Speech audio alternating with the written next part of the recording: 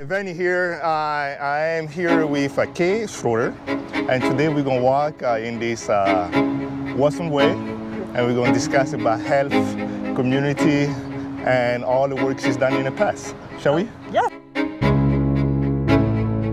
Let's go. Yes. Kate, so will you tell us a little bit your journey, starting from high school to where you are now? A good Cincinnati. Yeah, question. a good Cincinnati. Yes. Yeah, so I grew up here in Cincinnati. I grew up not too far from where we are in Pleasant Ridge, one of 4 kids.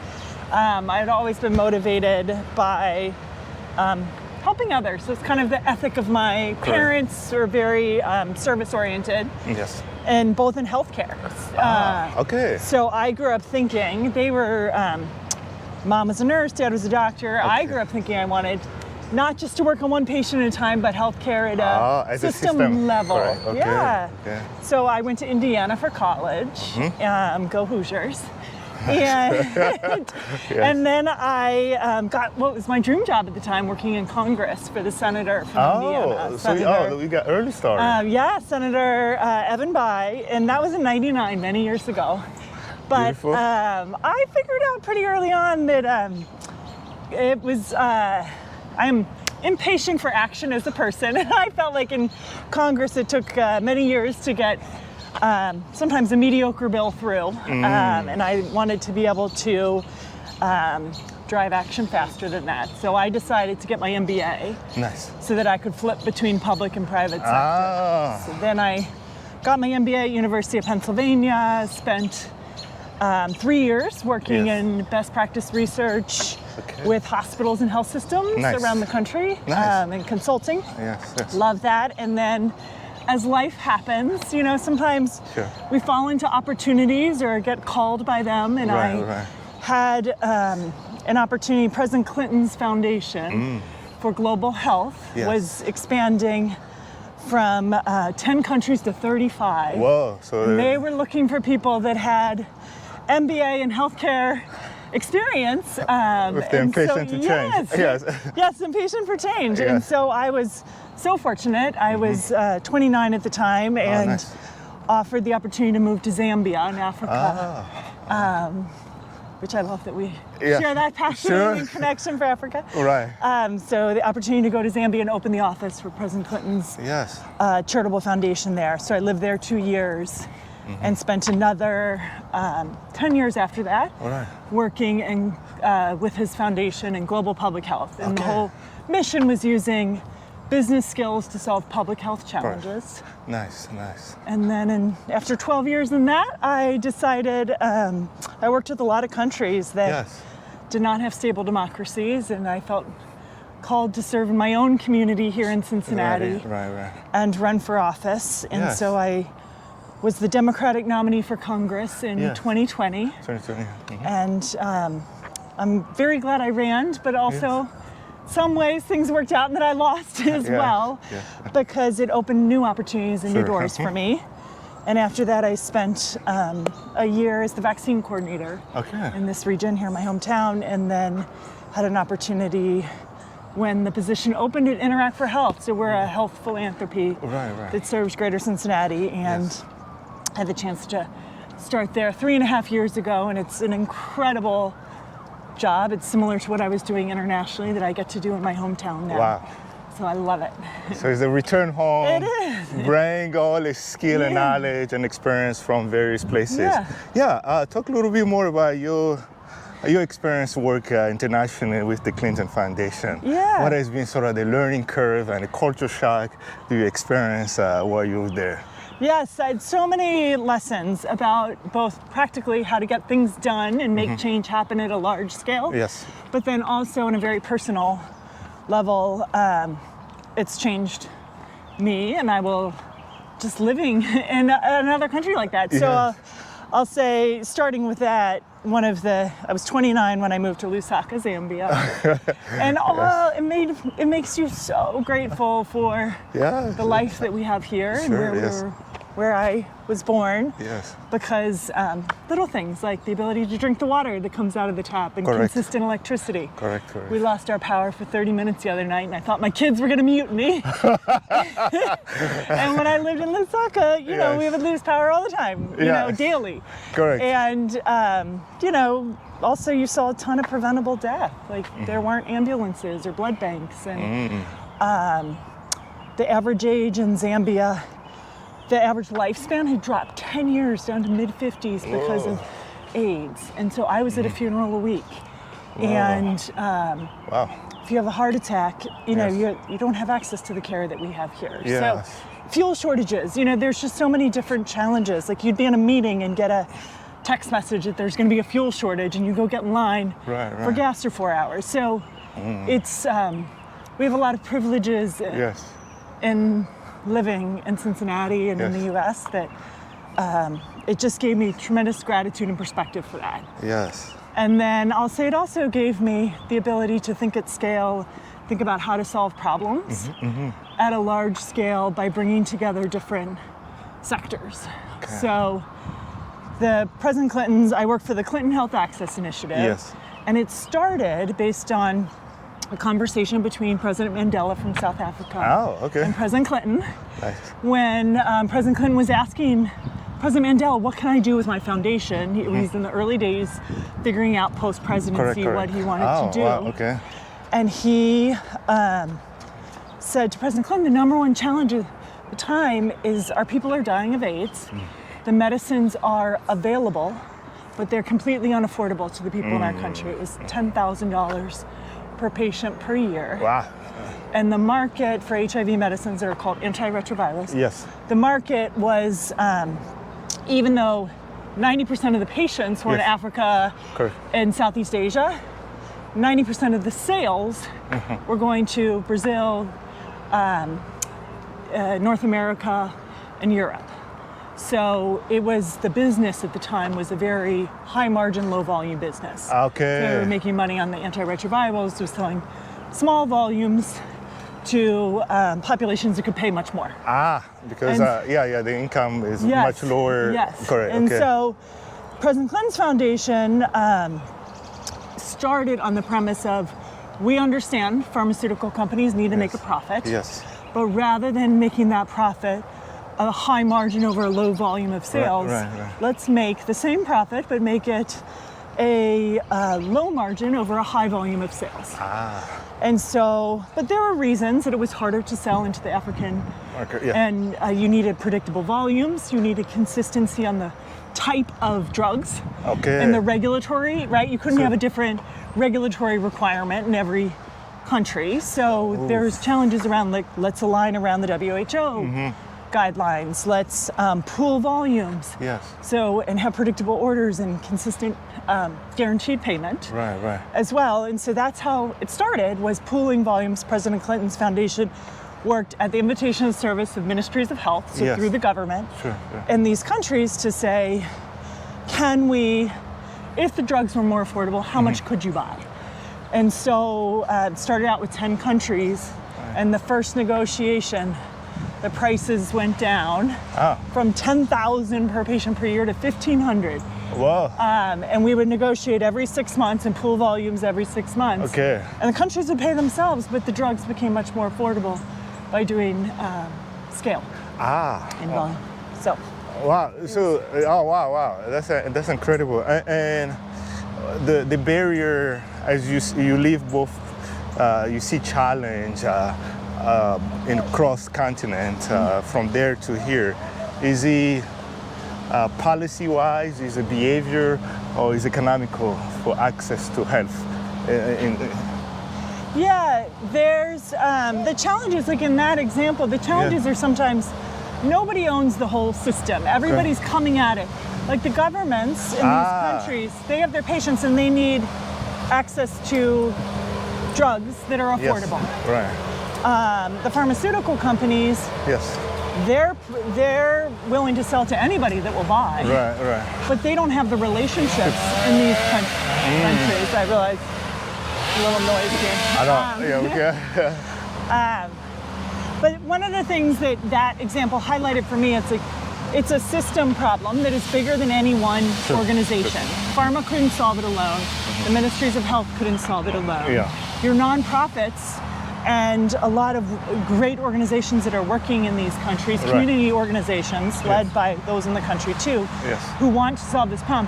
Everybody owns a little piece of it, but not the whole piece. And so one of the things I learned through my work with the Clinton Foundation was, how do we make the problem visible? And it's like, how do we want to solve this? Who does what? So that we can solve this challenge? And that is something that's just deep in my DNA now. We bring to a place like Cincinnati, my beloved hometown, and how we can solve, because we have inequities in health and preventable deaths that happen right here too. So it's almost you need a maestro or curator. In that standpoint, how you show up to a bunch of bands to be like, okay, I'll be here to organize to have the same tune. What was some of the early challenge culturally that you guys faced to be able to deploy some of the solutions? A lot of it, and that's an interesting word about a maestro, because a lot of what it is facilitation, more that you're helping to create a container where all the angles of a problem can be seen, and as a group you can agree on, like, what are the problems or barriers we need to address to make this system work better, to make drugs more affordable and available to those living in this village outside of Lusaka. And I think in the same thing here, what are the challenges you need to address is building trust with those at the table, because often, take the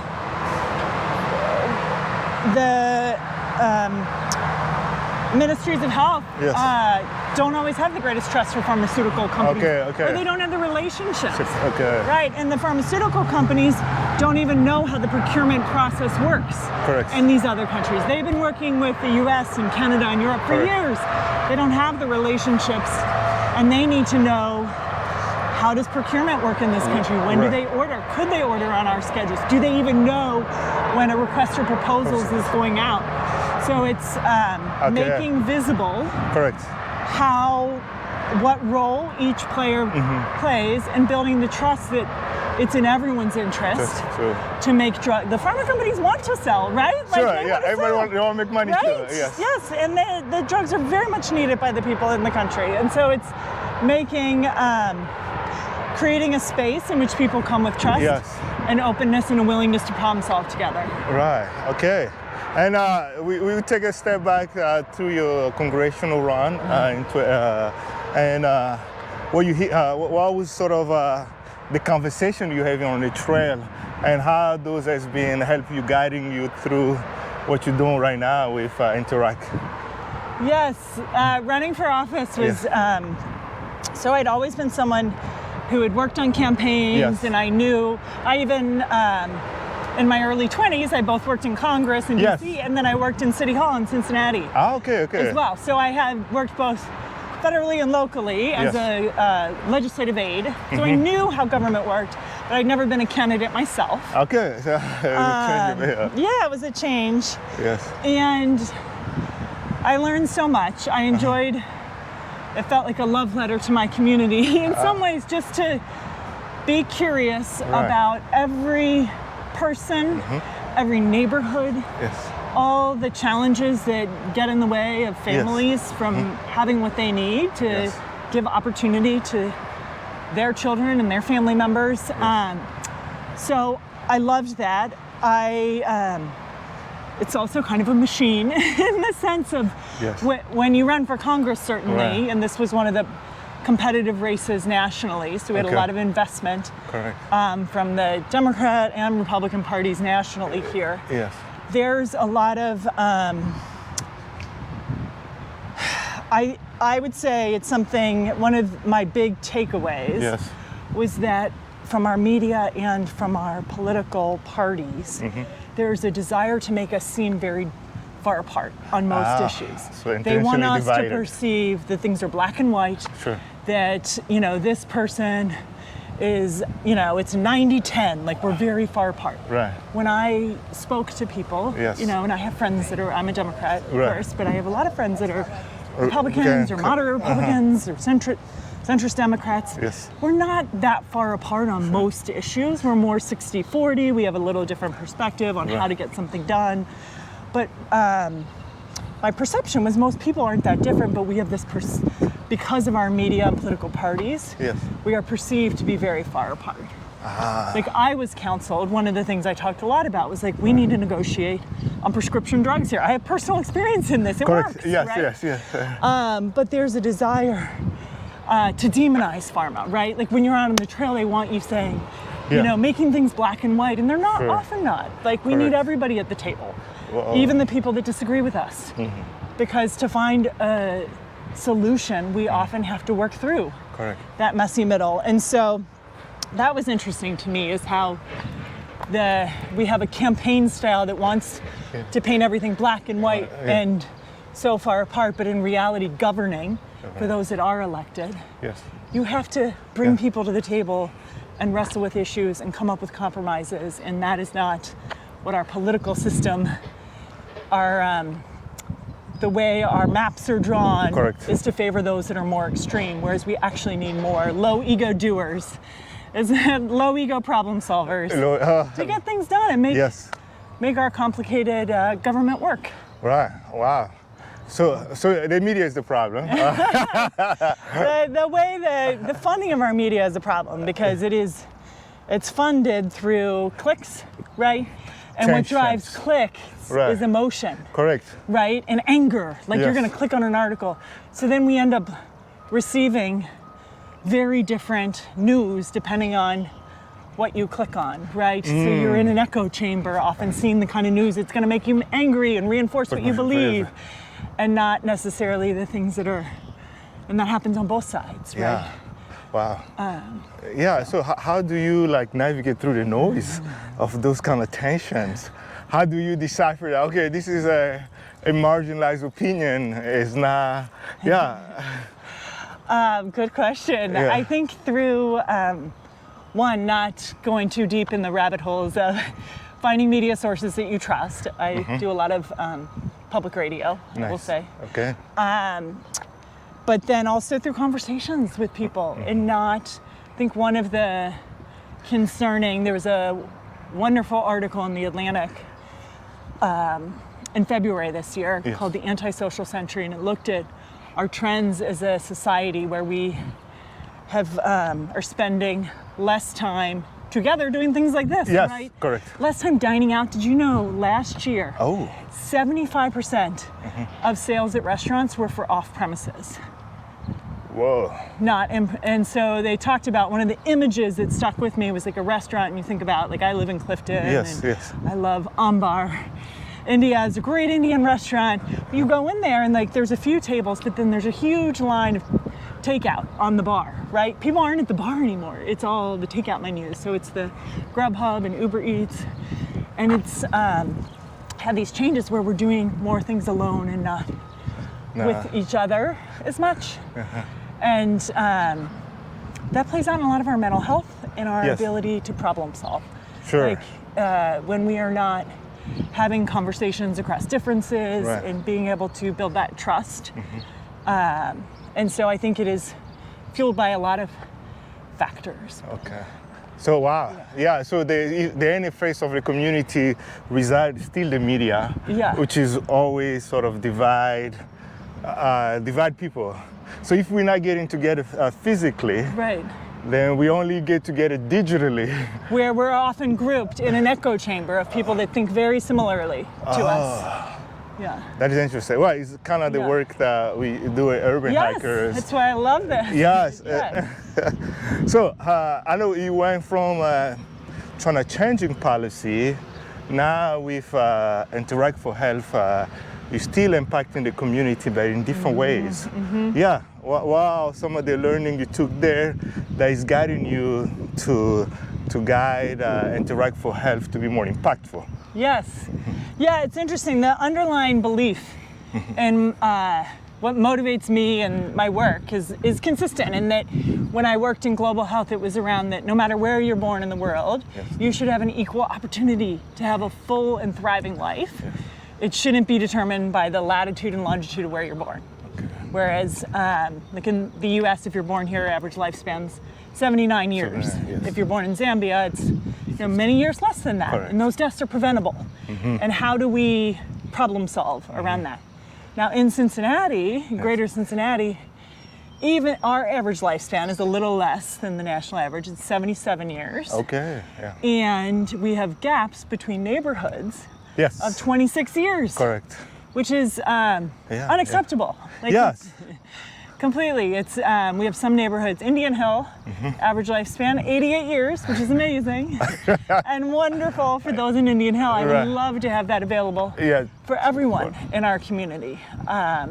So whether or not you're born in Walnut Hills or Avondale or West End, Green Township, you have that same opportunity to live as long as possible. And so it makes that's what Interact for Health works on. That's what motivates me at my core is how do we solve these challenges at a higher level, and that's through policy. It's through how do we create conditions in our neighborhoods that allow thriving, allow people access to make an income, have safe, affordable housing, be able to walk on the streets, and not fear for their safety.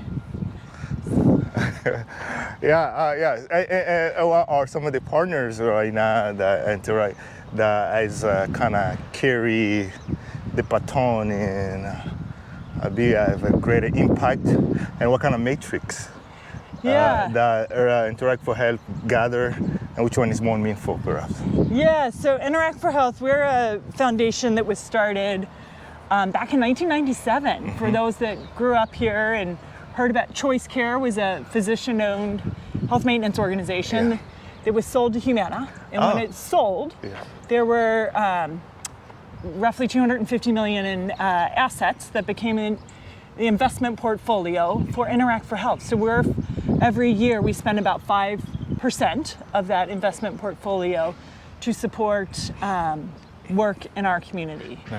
And then, so our partners, we have many partners because no one organization can do it when we have big ambitions and aspirations. Actually, it's an African proverb that I love. That if you want to go fast, go alone. If you want to go far, go together. Exactly. We want to go far. So we go together with many partners. We work with other foundations in town when we're, whether that's BI3 or United Way or Greater Cincinnati Foundation. We have many strong foundations that can work in direct resources towards important challenges. We work with government that help to set the policies and structures that create the conditions in our neighborhoods. And then we work with tremendous, amazing nonprofit partners that live and work in community, know their communities best about what is needed. And depending on the issue, I mean, there are so many strong and amazing nonprofit partners in our city. Nice. What kind of problem keep you up at night? So, but from a work and personal perspective, I'm very involved in youth mental health right now. Nice, okay. Because that is something where we're seeing national trends and also very much local trends, increases in youth in crisis, and everything, as far down to suicide, to increasing rates of depression and anxiety. But when you dig into this, and one of the things I've learned in all aspects of my work is, those closest to the problem are closest to solutions. Okay. And so that's what the data is telling us. And we've started at Interact a partnership called HEY, Hopeful Empowered Youth, with 12 other foundations in this town and 200 plus nonprofits and governments in our region to say we want to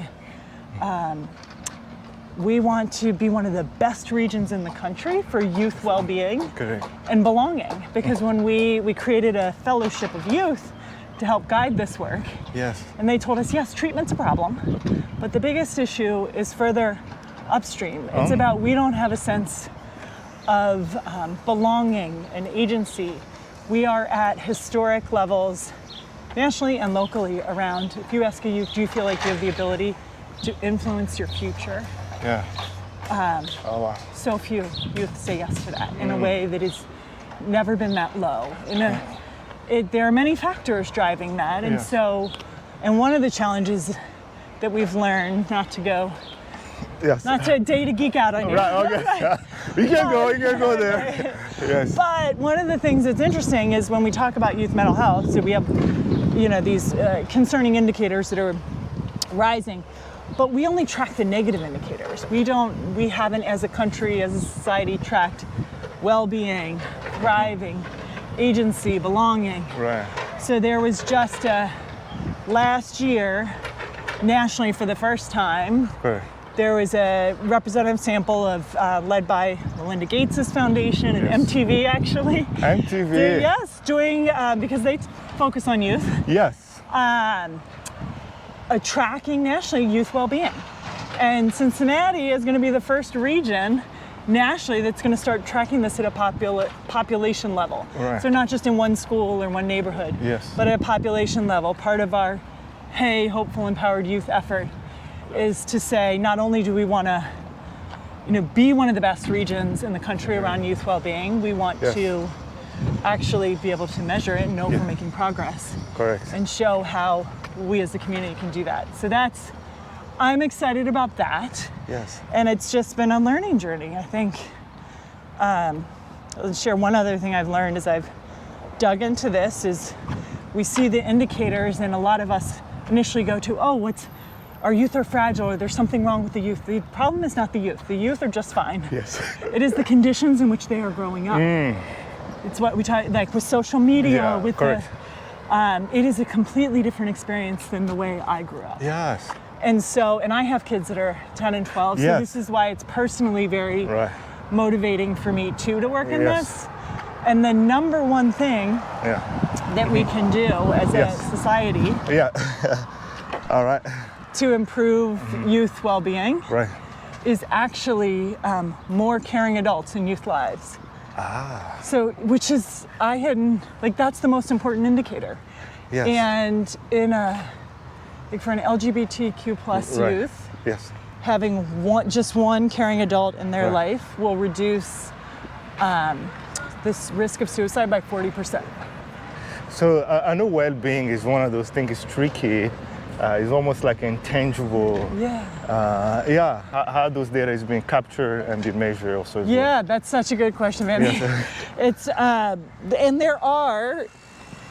there has been a lot of work, I'd say, over the past 5-10 years around what's the way to ask the question. So it's self-reported by youth. Like, I can't tell my daughter that she's doing well. She needs to define that. Interestingly, there's great data that shows when you survey parents, 90% of their parents say their youth are doing fine.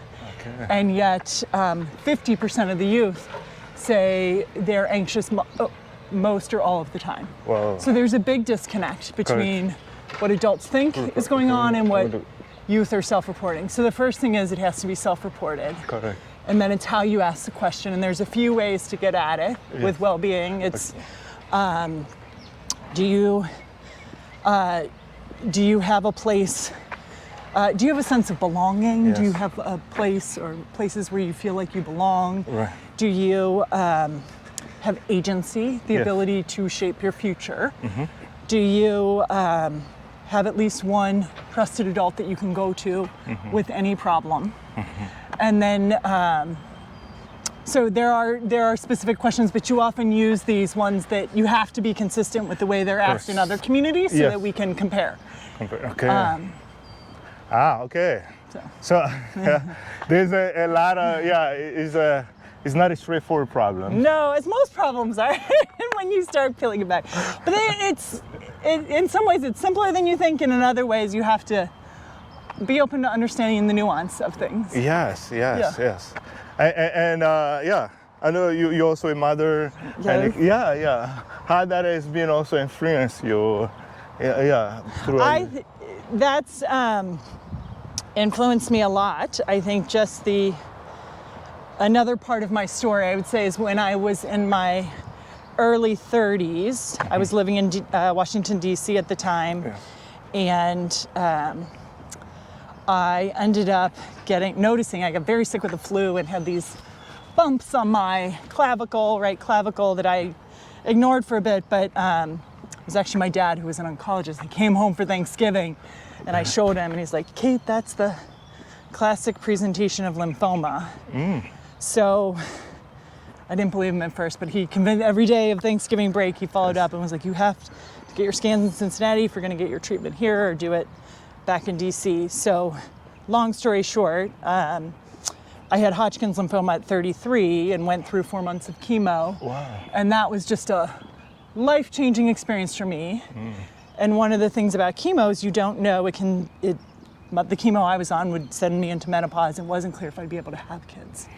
So, which was really, as someone who grew up in a family of 4 kids, had always envisioned myself as a mother and a parent, and I was terrified. Wow. Not just that I wouldn't survive the cancer, but that I would survive and maybe not be able to be a parent. So I was so lucky that I went through my chemo, lost my hair, all of that, but then was able to come out and have children of my own. So I am, like all parents, there are many days, most days, when you feel completely fried and exhausted and tired of arguing over screens and all the things. But the fact that I have the blessing of being able to be a parent is just with me every day.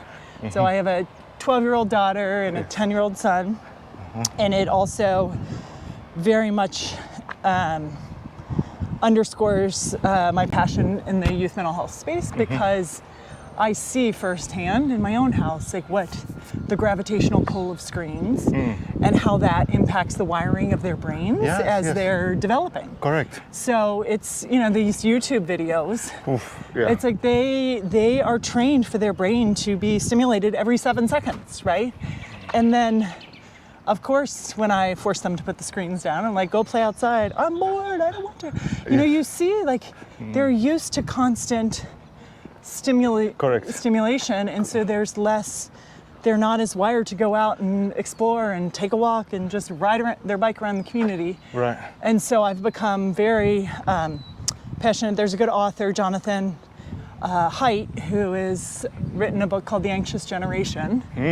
And the primary premise is more freedom and independence in the real world, less freedom online. So how do we protect our kids? We as parents, the technology algorithms are developing much faster than we are able to keep up. And so how do we get smarter about limiting dangerous content for our kids, but then also giving them more independence to go ride their bike around Clifton for 2 hours and come back, and go down to the swimming pool and come back when you're done. I mean, it is, we have become one of the trends in parenting over the past 20 years or so is this helicopter parenting, and now there's Life 360, which I don't know, are you familiar with Life 360? Oh my goodness. So many teen parents are on Life 360 because they can track where their kids are at all times. Okay. And it also, the way it presents now too, is if your child is in a car, say their friend is driving them, parents are texting the parent of the driver. So their kid's the passenger, and they're texting the parent of the driver, your daughter is speeding. I mean, it is a level of, or your kid is at college and you're watching on Life 360 to see when they're back to their dorm room at night. Like a level of monitoring that we did not grow up with, and that is unhealthy, honestly. I think it is, kids need to have the freedom to make mistakes. That's how we learn. Our job as parents is to help them make good choices around safety and primarily be concerned with safety. But it is in a lot of these apps and other things, we are taking away their freedom to be independent, and that healthy dosing of risk that comes from, I tell Josie, okay, you can walk up, Mile to Skyline and Graders with your friends and go buy ice cream or go buy, a three-way and come home. But there's not as many families that do that kind of letting your kids roam free and play and just be about in a neighborhood walking. Yes, yeah, it's a sort of a interesting juxtapose where the internet also, the level of threats is a lot more for kids digitally, and also it also infuse a level of fear to parents to let the kid outside. Yes. So you have now, which one you have to dismiss? Right. We're overestimating the fear in the real world often. Now, this is not true for all communities. Some communities are much, because of the prevalence of gun violence, are not as safe. So that that's one of the inequities we have in our community is some parents literally can't let their kids play in the neighborhood or walk to the store because there isn't as much safety. Yes. But in general, many parents are overestimating the risk in the real world and underestimating the risk online. So the education is both for the parent and the student as well. Yeah. So who's educating the parents? Which is a tough order. It is a tough order. That is, I think it's, we are trying to do that through our Hopeful Empowered Youth effort. We brought in Jonathan Haidt, who, and it's both parents and schools. So one of the big movements in schools is getting phones out of schools. Because kids are not paying attention when their phone is buzzing, and it's away. Now in Ohio, we have a policy of a cell phone policy in schools, but there's a huge range of how that's implemented. And you want, the gold standard is away all day. They should not have it, when they're walking the hallways or at recess or, lunchtime, not really recess with older kids. But so it's schools, and you can bring in, there's a lot of, Jonathan Haidt's a good resource, so books, podcasts, speakers that are available to everyone online, also bringing folks in to speak in our schools and community about this. And then we are trying to have a movement with parents too. How do we get parents talking to each other about this? There's this wait till 8 pledge that a lot of folks do about wait till 8 to get a phone for your kids. And then you really want to delay any phone with internet until 13 and any social media until 16. That is what the research, and so it's how do we, and interestingly, when you ask your kids, when you ask youth, do you want, your parents to limit your phone use or limit your social media use? They say, no. But then you ask, do you want all parents to limit phone use or social media use? And the answer is yes. It's just your kid, understandably, doesn't want to be the one alone. The outside. So there are social norms that we have to change, and that goes back to what we were talking about earlier. That happens not because it happens in conversation, with other parents who can say, in your community or in whether it's your neighborhood or your school, can start the conversation around, can we all try to wait to get phones with internet until 8th grade. My daughter has a dumb phone. It's a gap phone that can allow texting and calling, but it's limited and no social. Right. Wow, nice. And how you drive well-being inside of Interact for Health? Wow. Oh, that's such a good question. That's something we're getting very curious about. We're 22 employees, so we're not huge, but I think one is just asking what matters, and not just being sensitive to how we communicate, being clear about our expectations, doing, we just did an outing at Summit Park. Our offices are in Kenwood, and so we did a mental health month in May. We did a picnic lunch there. And gave staff a half day off. Just not part of your regular PTO, just take a half day, because we all have different ways of taking care of ourselves. Allowing it. So I think giving flexibility, that's one of the things we hear a lot from our team, is what matters to them is the ability to be flexible. Now we do have 3 days in the office, but we've allowed flexibility on the other 2 days. So that if there are things that work best for somebody's work style, you do you, right? We are,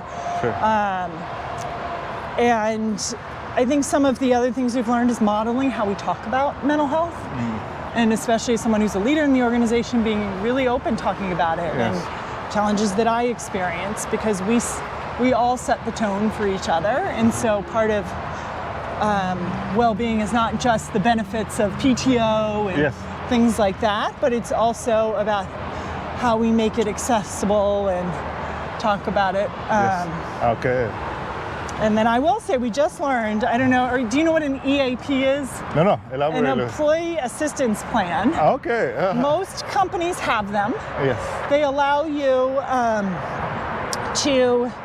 at all the large companies I've worked, we've had an EAP. It's like a phone number that you can call, or an online resource where you can get matched up with a therapist.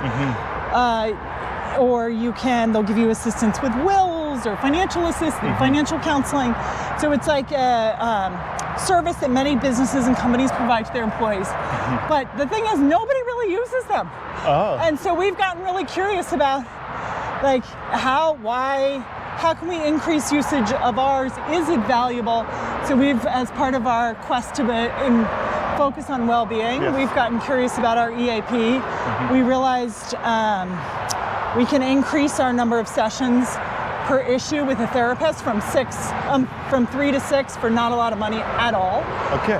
And so I think that's something we're hoping to learn from, to be able to share with other organizations about how you can encourage better use of EAPs. EAP. Is a culture? What the barrier to access? I think a lot of people don't know. Okay. Often you may have many people have a relationship with a therapist already.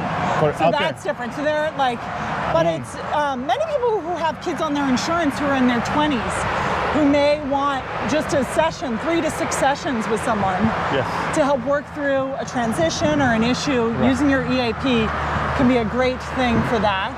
Many people don't know, we didn't all know, that wills, like they would help you develop a will. Things that we think about, of course we all think we have, an endless list of tomorrows, and so who needs to think about a will? But as adults, these are things we need to think about. But it's interesting, one of our colleagues works at Children's Hospital, and their EAP, they actually, to encourage use,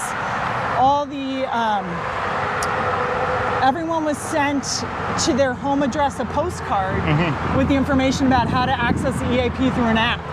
And that drove massive uptake and use and awareness of it. So I think part of it's awareness, and part of it is figuring out what of the benefits are actually most valuable to people. Okay. Yeah. And what is if they give you a blank check for Interact? Or what are some of the social issues or the things that you drive full force going forward? Oh, that's so question. I mean, there are so many important issues in our community right now. We talked about mental health. Housing is another big one. Okay. That is one of the, for a healthy, thriving community to both close gaps in lifespan and grow, you need access to affordable housing. Yes. And there are many barriers well-intentioned people put up to build more housing, more affordable housing for all income levels, especially not just low income, but that workforce income, those making, even 70 to 100,000. Like, there is a huge lack of available affordable housing. Yes. And we need governments that I know there's a lot of perspectives on this. Connected communities is a good thing. I believe it's a good thing for us. Right. It makes building easier. We as a community need to make it easier to build housing, because the more housing we will have, the more prices will go down. Correct. Supply and demand works. Yes. Right? And that is what drives our economy. For businesses to move here, for businesses that are here to expand, housing is such a big foundational. And so I think that is an area where every organization, it's important that we have a mindset of growth and a mindset of abundance. I don't know, there's a lot of talk about this, instead of like, why can't something be done? It's like, how can it be done? And how do we make our primary, like let's get aligned on our end goal of like, as a region, we want to grow, we want to thrive, and therefore we need housing, and we need affordable housing, and that means every neighborhood needs to take something. Correct. I have the opportunity to live in a third world country and a first world country, and some observation I've made is in third world country, institutions are usually weak overall, but community cohesion is a little bit strong. But in first world country, institutions are strong, but community are weak. And from your observation, living in Zambia and here, what have you observed? How problem solving? That's so interesting. I think that's right. I do think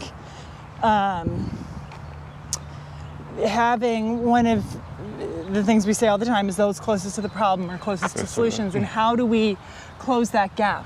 Okay. So when our institutions are making decisions, how do we make sure people are at the table that are closest to it? And so I don't know if you know the story about infant mortality in our region. No, please. So Hamilton County, this was around 2010, had, I want to say, in the entire country, the third highest infant mortality rate. Whoa. And it was awful, unacceptable, with a huge gap between black babies and white babies as well. What was behind that was many more black babies and infants were dying than white. Yes. And so this has been a big community effort over the past 10 to 15 years to make a difference on this. And what's amazing is what started was first, investigating why are these babies dying, who's dying, and then working with the community to understand. Okay, it's like some babies aren't getting the prenatal care they need, so we need to get moms in earlier. Co-sleeping, smoking, sleeping on your back. There were certain things. But to figure out what would work was to work with black moms who know black moms, who have ideas about what makes sense and how to change. And also a big part of it, people weren't going to access the care because they didn't trust, had very good reasons not to trust the healthcare system. And so these black moms with Cradle Cincinnati said, hey, and there are now hundreds of moms that are part of it, thousands. It's an awesome organization that said, we want to create Mama Certified, which gives feedback, there's a website for it, feedback on from black moms who've delivered babies at our health systems in our region on what their experience was. And then those hospitals are committed to collecting the feedback, acting on it, being in dialogue with Cradle Cincinnati around what can be done. And it's public, it's transparent. And so we have had tremendous progress in reducing our infant mortality rate over the past 10 years and closing that gap between black and white babies because black moms were driving the change. And saying this is what will work. And so I think you're right. Like that is one of the things that's always top of mind for me is when we're trying to solve a problem, who's closest to it. And often there's many key stakeholders that need to be part of that conversation. Beautiful. I was reading some of the report of Interact for Health. I don't know, there was a data that kind of stick up to me. So it was evaluating the impact of some of the organizations they was give funded to solve certain problems. And I think he illustrated that what happened is they was gaining more competency of the problem, but not quote unquote influence the problems. And what is this life shelves of impact of some of the, how you guys track life shelves of impact? Yes, I think that's such a good question because I think what I am constantly thinking about when we're talking about solutions is like how effective is a solution and how feasible is it at scale? Like, can we do it at scale? Will it last? Like in the example we talked about earlier with changing how pooling volumes for negotiating on HIV medicine. That is still in effect today. Now, it's less than $150 per patient per year. Every 6 months, the negotiation continues. So that, so it's deciding what your metric is at scale and not just tracking it in a pilot population. Okay. Because any of us can spend a ton of money in a very small way to make a difference. But does that mean it's going to last and work at scale? And does that mean that community has changed over time? And so it's part of it is tracking, deciding what metric you want to track and not doing it. You often need it at a small pilot level to start to figure out what solutions are effective. But you should always hold yourself accountable. And when I say yourself, I mean our community. A community holds itself accountable because it's not one organization that deserves credit for any change. It is many organizations, communities working together to drive change at a population level. One of my favorite quotes is that credit is infinitely divisible. And so you can always give more credit away. And that's how we get communities and institutions to buy in and to own a problem is to give them credit for solving it because they are part of it. Like it's one of my favorite examples is in California about now almost 15 years ago in 2010, the California Endowment Fund and Kaiser Family Foundation wanted to put $1 billion into 14 neighborhoods that had some of the lowest life expectancy. They said, over 10 years, we're going to invest $1 billion in these 14 neighborhoods to see what makes a healthy neighborhood. And in 2015, they pulled back. They said one thing is making a difference more than anything else, because they've been trying all sorts of different interventions and strategies. They said the number one thing is the agency, voice, and civic participation of that community. So the communities that had someone that was, where the leaders of that community and the individual members of that community were driving the change, they were thriving and sustaining change over time. It wasn't some outside group coming in with an idea. It was the community owning and driving it. And so that is where, just keeping that at my core always is how do we support, enable, get behind communities that know the solutions to the issue and bring others on board and to the table to make them sustain. Activating the civic muscle for the community. And for you, what are some of your practice of mental health and well-being that you implement in your personal life? I always could do better. Walking is one of mine. I walk, we have a dog, and I actually try to walk. And last year I did it for the first time was to hit, on average, 10,000 steps a day over the course of a year. That is important to me, the physical movement. Movement is life. And when I'm walking, I'm also connecting with my community in a space. I'm more accessible. So that is a practice. I have great friends. I like laughing. I'm like, I need more comedy in my life. And being with friends and laughing is, and my husband John and my kids Josie and Peter, just building strong, loving relationships and enjoying this window of parenting. And what would be sort of your ultimate message for the community and the things you hope for, in going forward? I hope that every person born in our region has an opportunity to live a full and thriving life, and that all of us can better understand how we can contribute to that. That we all, yes, we need policy change, but even in the day-to-day conversations that we have, going out to eat with friends, bringing groups together in our community, being a caring adult for a youth in our lives, we all have the ability to make our communities better just through how we show up every day. All right. Thank you, Kate. Thank you.